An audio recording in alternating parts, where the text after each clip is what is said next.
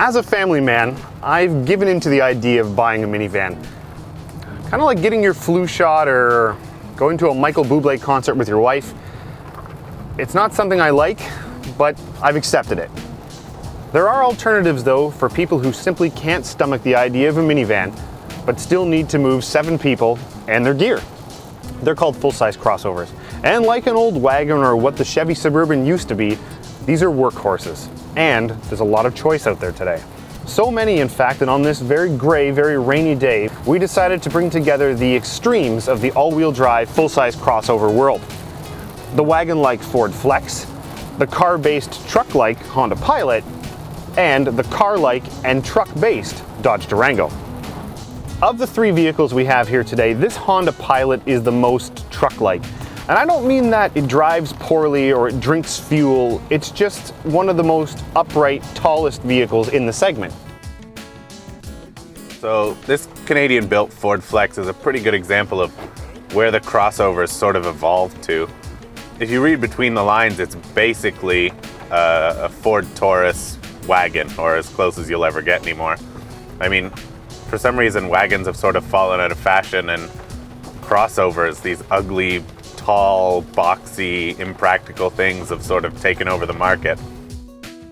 Like the Taurus-based Flex from Ford, the Pilot starts out with an Accord chassis and builds from there. Being a Honda, practicality and usability come before styling. The Pilot's shape is dictated by a want to maximize people in cargo room. It's sort of like driving a really well-appointed shipping container.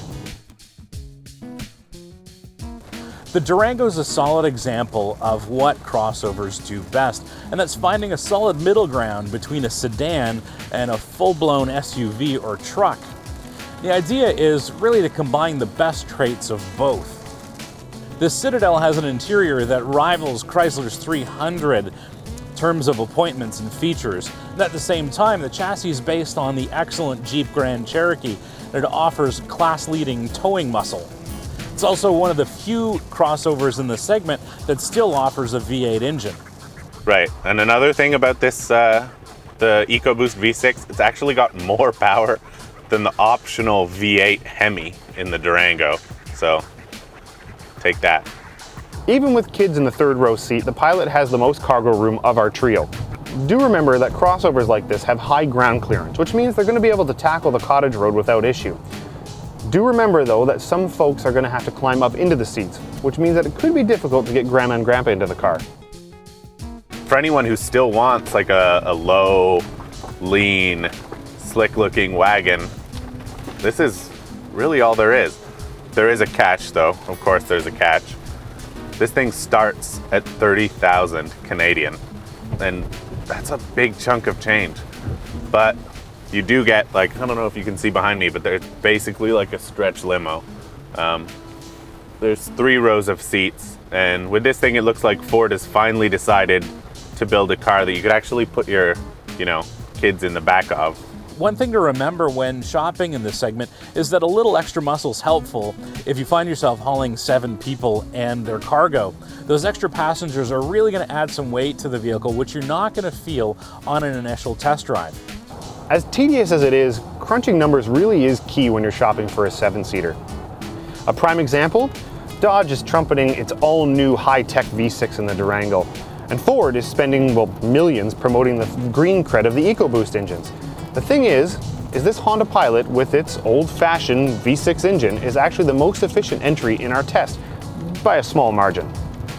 Dodge's Hemi that's offered here is also one of the most powerful in the segment at 360 horsepower.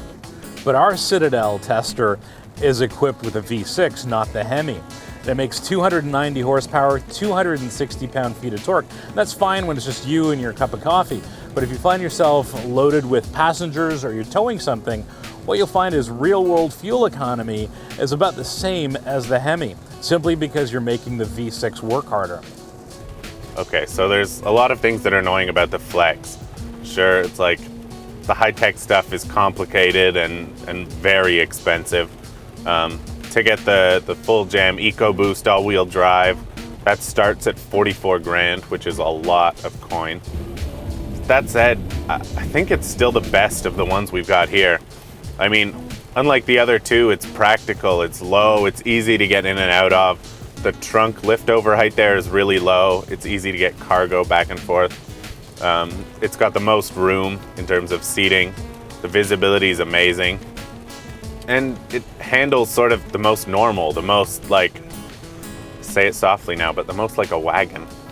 Do keep in mind that while these crossovers can start just above $30,000, all of our entries today are within $50,000 to $60,000 luxury car territory. To be fair, you can get a minivan up into that price bracket too, although of course it won't be nearly as cool as these crossovers.